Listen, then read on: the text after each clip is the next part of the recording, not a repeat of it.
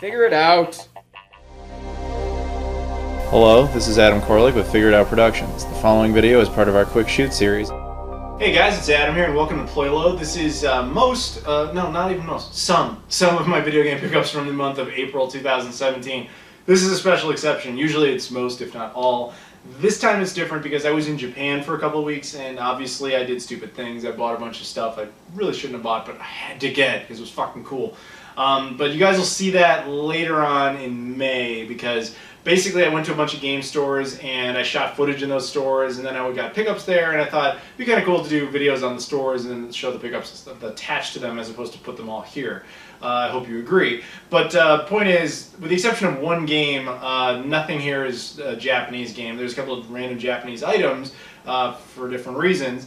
But yeah, hopefully you get what I'm saying. So, moving on, we'll actually start just talking about the pickups I did get that had nothing to do with Japan.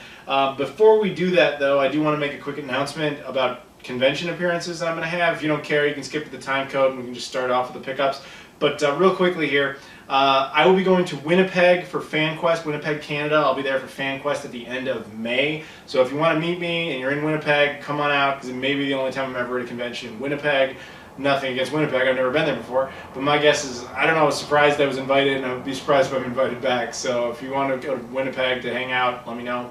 I will also be at Too Many Games in Philadelphia, that's in June. I will be at the Missouri Game Con in St. Louis in August, and I will be at, most likely, I will be at AVGC in Parsippany, New Jersey in September. So come on out to those things. There may be other conventions, I don't know yet, but those are the ones I'm sure of, and in one case, mostly sure of. So there you go. Hopefully I'll see you guys there. Now, moving on, let's talk about some pickups here. Now the first thing I got, you guys potentially already saw. If you saw my live stream I did the night before I went to Japan, I did a 4.5-hour live stream, which I shouldn't have done, but I did it anyway because I love you guys, and you guys were enjoying it, so I just kept going, which was dumb because then I only got 2 hours of sleep, and then I had to go to the airport, and then I was at, okay, this is a side story that has nothing to do with pickups, so I apologize.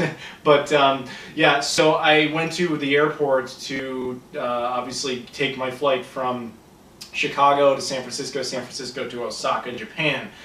First of all, when I got to the airport, I was recognized by the TSA, which was interesting. You know, like I wasn't thinking about it because I was really tired. Like I went through the first part where they check your passport and everything, and then you go through. And I'm about to go through the metal detector with nothing, you know, no stuff on me, just my clothes. And the guy's like, "All right, Adam, come on through." And I was like, "Okay." And I walked through. I'm like, "Why does he know my name? Should he know my name? Was he the one I gave the passport to?" Like I was spacing out because I only slept for like 2 hours.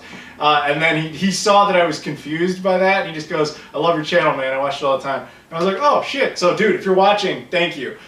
He was not allowed to tell me his name, nor was he allowed to ask me for a selfie or anything like that. I found that out later. So if I see you again, dude, I will ask you if you wanted to have a selfie, and you can get a selfie if that's of any interest to you. But I don't know his name. I'm not allowed. He wasn't allowed to tell me. So that's all fine and good. But yeah, it was really cool. And then he started telling other TSA people, he's like, "Yeah, I love this guy's channel, etc., etc." So that was really cool. But anyway, so then I go over to the gate and I wait. Then I get on my plane, I take off, I leave, and I land. And when I land, my Twitter and Facebook are blowing up with stories of hatred for United Airlines, and I'm like, "What the hell?" You guys saw it, I'm sure. It's where that guy on the plane got like beaten up and all that shit and then dragged off. Here's what you may not know. I think I saw him because that happened at O'Hare, the same airport I was at, and I left like 5 minutes before that shit happened on his flight. So I think I actually saw that dude wandering around the United terminal. Small world, right? So I know, I just think it's interesting. But anyway, point is, I was extremely tired. I get all the way to Japan, can't sleep on planes, I'm terrible at that. I land, I go through customs, I get to the hotel, it's only like 5 p.m. And then I have to try and stay awake until like at least 10 so that I'll be on a normal sleep cycle. So by the time I crashed, oh man, I was so fucking exhausted. I know that really has nothing to do with anything, but I want to tell you because it was kind of your fault for making me stay up so late to do that live stream. No, I don't really blame you, it was my fault. But the point I'm trying to make with all of that is that on that live stream I unboxed this. This is a Wii U, obviously. This is my new Wii U. I already had one, obviously. It's a console I really, really like. I've been going for a full set of games for it. But that's kind of what made me think, like, I only have one Wii U. My current Wii U is fine. There's nothing wrong with it. But I thought I really should have a backup because that's traditionally what I do with game consoles. I will have more than one of them. The Wii U is kind of an oddball because it never got cheap. It was never in bargain bins. In fact, when it should have been, Nintendo pulled it and just kind of took all the units back. So I thought, okay, I'll get a used one. And used ones are either surprisingly expensive or really surprisingly in bad condition. I looked on eBay and people were asking like $250 for units that disk drive doesn't work, gamepad screen's cracked, gamepad does not get detected by console, gamepad gets often disconnected by console, you know, stuff like that. And you're like, what the hell? Like, why are these Wii U's like dying? I don't know. But what I did find out was that Nintendo was actually selling refurbished units, like officially branded by Nintendo, so their seal of approval of quality. They've reconfigured them. They made sure they're all good. And you essentially are buying a brand new unit, except that the box is different. For all intents and purposes, that's what you're getting. So that's what I did. $200, which is still more than I would have wanted to pay for a Wii U in 2017, but apparently much cheaper than you can actually get them for in decent condition. I haven't done anything with it yet. I haven't even so much as turned it on. I haven't had the time. But yeah, so it's there. I know it powered up and everything because we saw that on the live stream. But my plan with this is very half-baked. I just kind of wanted to get it first and figure it out later. What I think I'm going to do is you can firmware mod these things really easily now. I think what I'm going to do is do that so that I can play the European imports and the Japanese imports, because the Wii U is not region free and it looks like Nintendo is never going to undo that. So that might be the plan, because I really don't want to buy imported Wii U's. So there you go. It also came with a copy of Nintendo Land, which I probably will never use. But there you go, because I already have Nintendo Land. So anyway, moving on. I also got, if you follow my other channel, Game Society, we did, a couple weeks ago, we did our first live stream of a new series called Streaming Pile of Crap. It's basically like we play an insanely bad game live. And the first one I picked was Link, the Faces of Evil for the Philips CDI. And a famously bad game. And so I was driving up to Madison, Wisconsin, and I was like halfway there when I got a call from my buddy. He's like, hey, I'm going to be late, I'm not going to be home. If you want to go kill some time somewhere, go do it. So I was like, all right. I was near Rockford, Illinois. So I stopped and I went into a few stores, including a disc replay. And I had no intention of buying anything. I was just kind of looking to kill time, just looking at stuff. And much to my surprise, they had Philips CDI games. I thought, that's so fucking weird, because, you know, I have one in the car. And again, you don't see CDI games very often, especially in North America. It really doesn't come up. And the only time you ever do see them is usually in like indie video game stores that like know what they are. This was like a media store where they mostly focus on DVDs and music CDs and of course video games, but like more modern stuff. So to see CDI stuff in there was strange. And they had clearly been there for a while, because there was multiple layers of stickers on each one of these. Like clearly every 6 months they were just dropping them $5 more or whatever until some idiot walks in and buys it. So funny thing is, when I looked them up and I was like, wow, on eBay these are going for way more than what they're asking for in the store. And I'm sure they knew that, but the right guy to walk in and buy them didn't come along until I did. So anyway, so I saw them, I was like, all right, I'm going to get these. And I go over to the counter, because they were locked in one of those like glass cases. And so I go up to the counter, I asked the dude, I'm like, yeah, I need to get some games out of the case. He's like, sure, no problem. Which case? You need like Xbox stuff? And I was like, no, the Philips CDI games. That's the look on his face, like, what? Like, he knew what I was saying. He wasn't like, what's the Philips CDI? He was more like, are you fucking with me? Like, that was like the look on his face. And he was like, then he just goes, like, really? And I'm like, yeah, the Philips CDI games. Like, I really actually do want those. And he was like, why? Like, the look on his face was like, I want to talk you out of this, man. Let me pull you down off that ledge. What are you doing? Like, that was the kind of process he was going through. And I was just like, dude, I have a CDI in the car outside. And he was like, no, you don't. Bullshit. Like, he actually said that. And I was like, yeah, I do. Like, so it's kind of amazing. I just want to pick these up. And he was like, yeah, no, like, oh, you can. Like, he wasn't going to stop me. He was just perplexed. It was, I guess, the best way to describe it. So anyway, so that was funny. Got the games, brought them up to Wisconsin, and I had to set up the CDI for the stream, right? So I thought, okay, this is a perfect opportunity to test out these games. And the first game I got was Space Ace. Now, Space Ace is a game I've played before. Not a game I like. Not a game I'm any good at. It's one of these like Don Bluth animation games, and I hate those. This one is very notoriously bad, in my opinion. Dragon's Lair. I know. A lot of people love this shit. I'm not saying you're stupid or anything if you do like it. I just never got it. Like, it's a movie with QTE, but the QTE sequences are not obvious. So you'll find yourself what you think is watching a cutscene, and then you notice the cutscene just keeps repeating. And the reason it's repeating is because you're not doing what you're supposed to be doing, because you don't know you're supposed to be doing anything. And once you figure out that you're supposed to be doing something, you can't figure out what the pattern is without really kind of relentlessly playing it over and over again. It's very annoying. So I never had the patience for it. I never enjoyed it. But if you like that, hey, there it is. I've played it before, and now I have the CDI versions. This one I was more excited about because I knew this would be hilarious. Thunder in Paradise. That is Hulk Hogan on the cover there. Now, I didn't know what this was. I just assumed it was some weird Hulk Hogan game. Turns out what this is that Thunder in Paradise was a TV show very briefly in the 90s. It was kind of like Baywatch meets Knight Rider. And I guess it only lasted like 3 episodes or something, and I guess it's best remembered for this game, because this game contains 2 discs. One disc is an actual episode of the show, and the other one is like an interactive episode of the show. It's terrible, not surprisingly, but it was hilariously terrible. It's something I would have expected on like Sega CD, but it's sitting here on the CDI, and I think it only came out on the CDI, which is strange. So there you go, that was funny. And then there was this one. This one blew our minds. When I picked this up, I expected nothing, like, other than the price. When I saw it eBay price and versus what they wanted, I was like, wow, that's a good deal. I should just get that. And then I tested it out, and I was like, wow. The game is called Voyeur. Okay, so what happens with this game, you first put it in, and you're presented with what almost looks like an error screen. And you're like, is the thing broken? Like, we couldn't figure out what was wrong with it. And I was like, I don't get it. What we figured out was that it's actually, alright, so the CDI had a lot of, shall we say, risque titles on it. Not to the same extent that the 3DO did, but basically the CDI had no mechanism for child security. So what this game did is it's clearly not a child-friendly game, so it took it upon itself to create its own password system right at the beginning of the game. So when you first starts out, the first thing that happens is this like security screen. And I was like, what do you do? Like, what's the security code? Like, how would we even find that? Now, I was thinking, you're sure I'm thinking, Google, dumbass. Everything is on Google. Well, believe it or not, that wasn't our first instinct. Our first instinct is, I'm going to look through the manual. And that's exactly what I did. And then I found it in the manual. It says it right here, lockout system. And it basically just explains there's a lockout system to, for adults to prevent kids from taking part in it. And it says very clearly what the password is. The password is 3333. So once you press that, the actual game starts. Now the game is strange, because the first thing you see in the game, once you're past that security screen, is imagine you're on the other side of a window, and the window has like shades, and you're just kind of like poking through the shades, like looking through. And through the shades, what you can see is a man and a woman, and they're like, they're dressed nicely, but they're also like dangerous looking, and they have like guns, it looks like they're threatening each other, right? And then you see them, and then after just about a moment, they proceed to start having sex right there in front of you. And you're like, holy shit, because that's like the first 10 seconds of the game.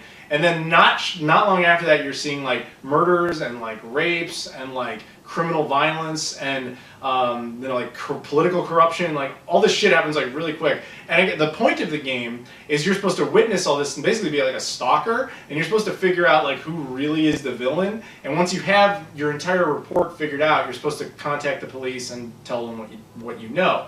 But if you report and you fail, you don't get to try the game. You don't get to start over and like pick up where you left off and try again. It literally just crashes the game, and you have to start the whole thing over again. So it's kind of it was bizarre. It was very bizarre. But so we thought it was so weird and so interesting that after our main show was over, the Zelda one, we stopped and we did our after party, which is a second live stream that we do just for Patreon backers. And we decided to switch to this game and just let them see this madness that we had seen, and they loved it. They thought it was insanity, because it is. And then they even did some research, our fans did, and they found out there was actually a second game, Voyeur 2. It was never released, but it was completed and leaked online, again for the CDI. So we're thinking down the road, maybe we'll play that. So who knows? Now, on to some newer releases. I pre-ordered a bunch of stuff back in like November through Black Friday stuff, through Best Buy. And I have, at the time, alright, so if you buy stuff through Best Buy, if you have Gamers Club unlocked, you can get 20% off of any purchase. So if there's like a $60 game, you're automatically getting it for 48 bucks. But at that time, they had this deal going where if you bought something with a Visa, you would get an additional like 25% off. So essentially, if you combine that, you're getting about half off of every game. So I basically just pre-ordered a bunch of stuff because the price, they don't charge you until they ship it, but it's a good fucking price. So I just kept it there. And so this stuff arrived while I was in Japan. The first one is Ukulele. Now I hear this was actually very disappointing to a lot of people, and that's too bad, but you know, it is what it is. I haven't had a chance to play it personally myself. Lego City Undercover for the Nintendo Switch. The Nintendo Switch obviously had kind of a decent little month here with a bunch of new games for people to finally play. Granted, a lot of them have been out for other platforms for a while, but it's still cool. Yeah, Lego City Undercover is basically GTA for kids. This was at one time a Wii U exclusive, and it was actually considered probably the best third-party Wii U exclusive, at least for a time, but obviously that no longer applies. But yeah, it's cool now that the Switch has it, and I know it's on the PS4 and the Xbox One as well, but I got the Switch version. Now it has been confirmed, and I can do this, I can personally say this too. On the back, there's a misprint that claims you need 13 gigabytes of storage for this game. You don't. You only need 279 megabytes. Much better. Moving on.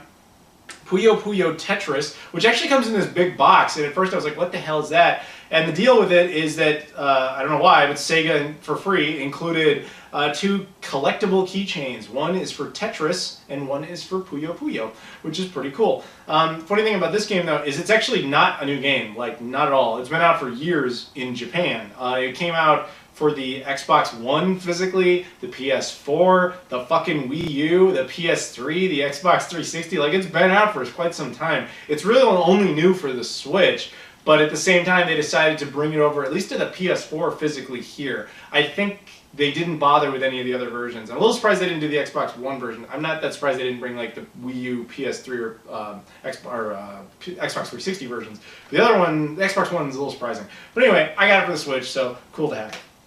Mario Kart 8 Deluxe, of course, a legendary game for the Wii U, and I was certainly wanted to pick up the upgraded version for the Switch, so I really don't need to say much else about that.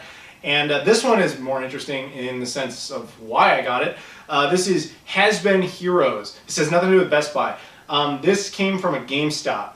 Now, I don't like GameStop, I'm pretty clear about that, but this one I think will be kind of interesting because this game, as far as I can tell, I don't know if it was released in Europe, but it was not released in Japan. I did not see it anywhere over there. And I looked, just out of curiosity. I would constantly check stuff like that. But this game was only sold in North America, or at least the United States specifically, was only sold at GameStop. It's a $20 game, so I was like, most people did not seem to know about this one. I didn't know about this one. The reason I found out about it is someone in a Facebook group posted like every physical Switch game so far, and this was in there, and everybody's like, what the hell is that? And the guy basically explained, like, yeah, go to GameStop. They have this game and no one else does. So, yeah, you have to go there to get it, at least in the States. Again, I don't know if it's been released in Europe. And as for Canada, I don't know. Because a lot of the time when games come out exclusively in GameStop in the States, like that one, the PS4 and Xbox One game, Deep Sea or whatever, I don't remember the name of the game. But there's like a Deep Blue Sea, something like that. I'm sorry, I don't remember. There's an ocean game that only came out there, but in Canada, they don't have GameStop, so I guess that deal doesn't apply, and so it just kind of, they just sell it in regular stores. So it's possible if you're in Canada, you can just go into a Best Buy and find this. I don't know, but I am curious. Canadians, let me know. Tell me if you have this game, if anybody out there found it, and if so, where? I'm genuinely curious. But the reason I was going to GameStop actually wasn't for that. That just happened as a consequence of being there. This is why I went to GameStop. The Croods Prehistoric Party for the Wii U. Now, as mentioned earlier, I want a full Wii U set, and I am damn close, which I'm very happy about. I think it was a couple of months ago I mentioned Hello Kitty Cruisers for the Wii U being like a super expensive hard game to find, and that I already had it, so I was good, and I thought I was good. And everybody's like, oh, no, there's this game called Turbo, you need to go get that. And I was like, oh, I must have, fuck, I don't have that, and that's an expensive game now. Ran around to a bunch of GameStops until I found it. And I was like, okay, now I'm good. And then I told everybody, hey, look, I got Turbo. And a bunch of people then were like, did you get the Croods Prehistoric Party? Because that's really hard to find now, too. And I looked it up, I'm like, fuck, they're right. And I was like, fuck, I don't have it. So I was like, shit. So I ran around to a bunch of stores. Actually, to be fair, this one wasn't as hard. I only went to like 2 stores. But I did find it. So I got it. It's done. It's off the list. I can't wait to find out which game is apparently rare and impossible to find that I don't have next for the Wii U, but whatever. Cross that bridge when we come to it. The Croods Prehistoric Party. Now, the one Japanese game that I picked up in Japan for this video is this. It is a PC Engine game. PC Engine, of course, the Japanese version of the TurboGrafx 16, much more popular console over there. So much so that some of NEC's competition made games for themselves, for the PC Engine. Most notably, Sega. Sega had the Mega Drive, yet decided, well, let's port some of our games to the PC Engine because that shit's doing pretty well. And the one game that I was able to find was this. This is Fantasy Zone. I had considered while I was over there buying a bunch of PC Engine stuff because it's so much cheaper than TurboGrafx 16, but I couldn't find the motivation to do it because I don't have any nostalgia for that console. It's as great as it is, it's never meant much to me. And of course it's a region locked console, so I would have to use a PC Engine and all. I don't know, it just didn't call to me, if that makes any sense. But the story about how I got this is actually a little bit more interesting. Basically, when I was there, I was in Osaka. Now, Osaka is a very foreigner compatible city. Basically, it means if you're a tourist, you can function there because a lot of the street signs are in English and Japanese. A lot of people have very basic understanding of English, at least for the exchange of currency. And as long as you learn some very basic Japanese, like Ohayo gozaimasu, good morning, konnichiwa, good afternoon, konbanwa, good evening, arigato gozaimasu, good night, daijoubu desu means no, I'm good, stuff like that. If you learn some basic phrases, you will function so well in Osaka.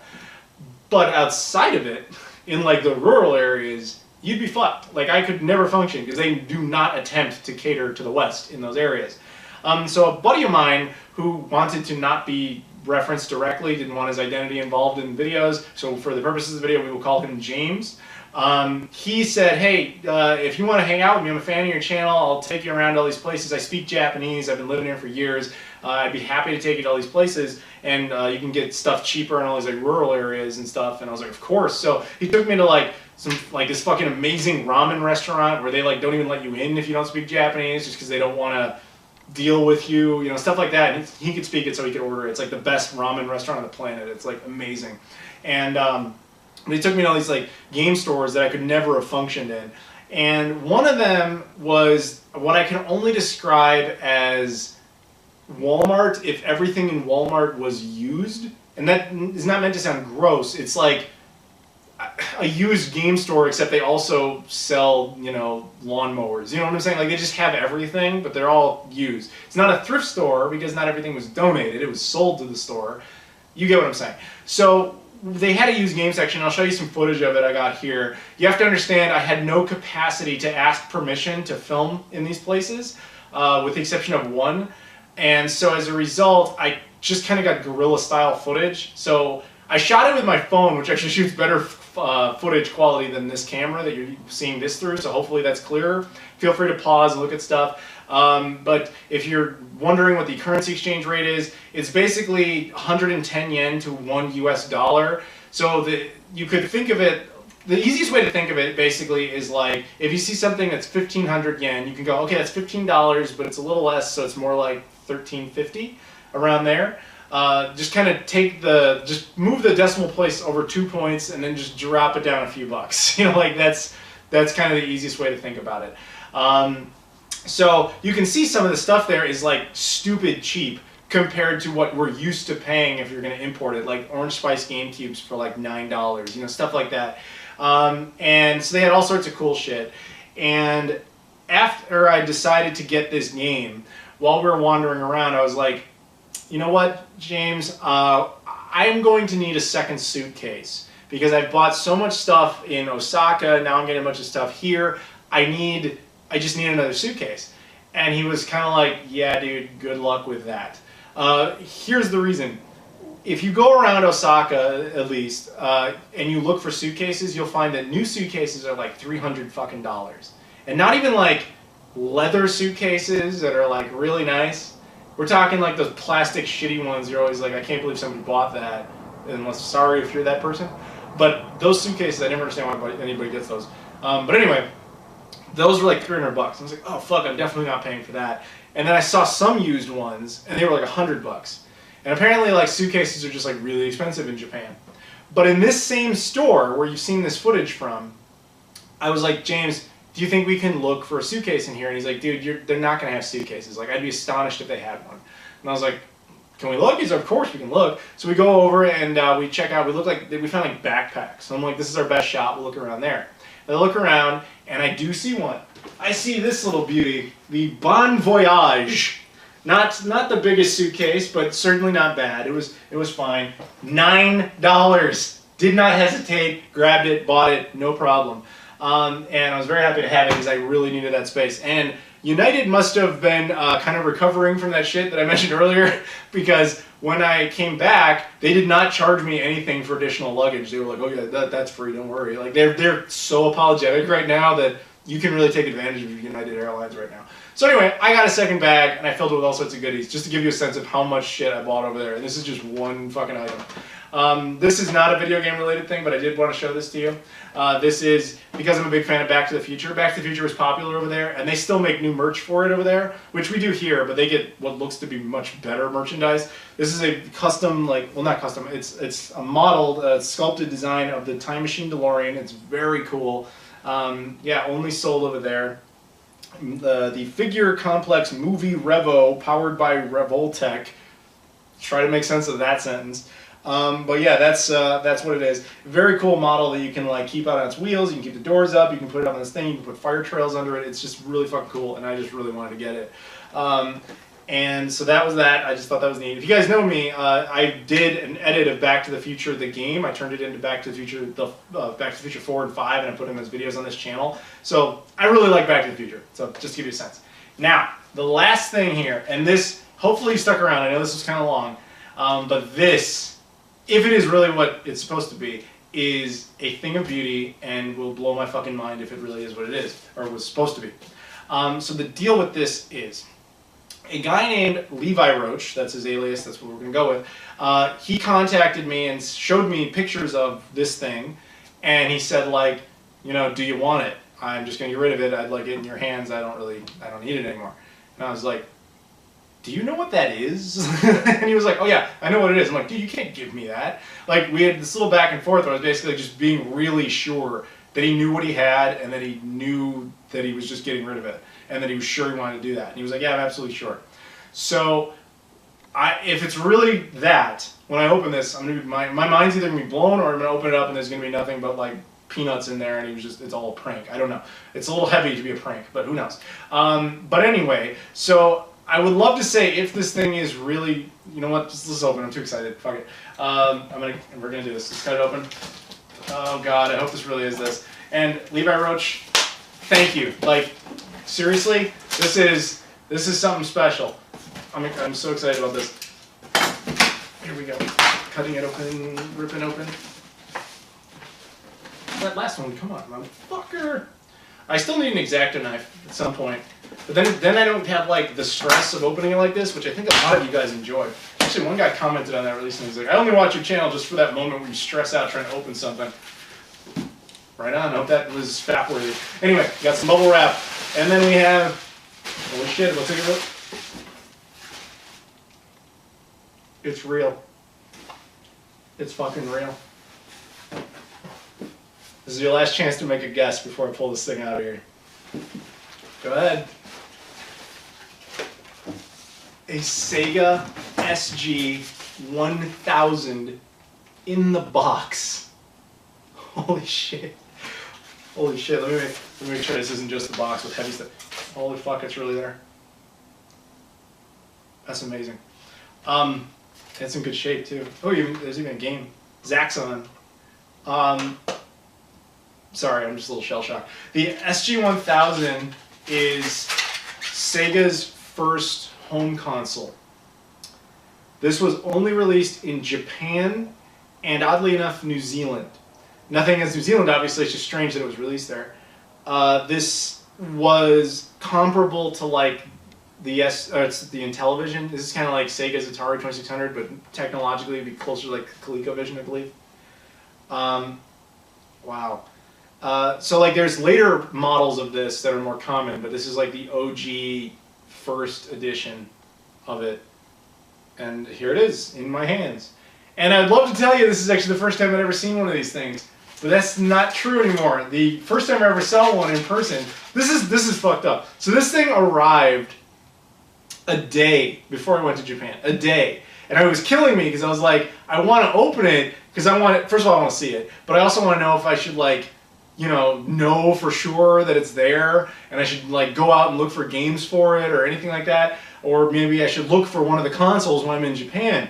But I was like, at the same time, I can't open it because I need to show you guys, and so I was like, I trusted, and obviously my trust paid off. But when I was in Osaka, I actually did find one of these, just one, only one. And there was part of me that went like, buy it.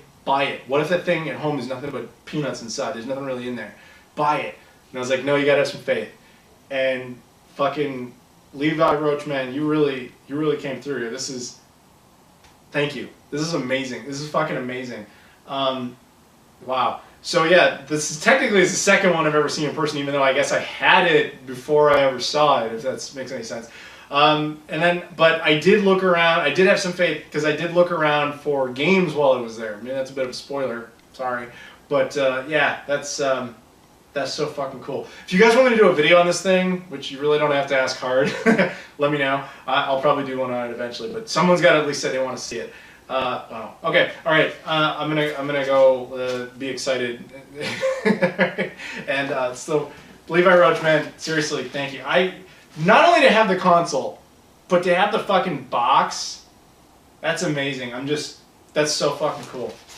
That's so cool. And a game too, Zaxxon. That's awesome. Obviously that's what the cartridges look like. Look very comparable to like 2600 cartridges. But yeah, so thank you, Levi Roach, and thank you to James for all of your help when I was over in Japan. Thank you guys for watching, and I will see you all later.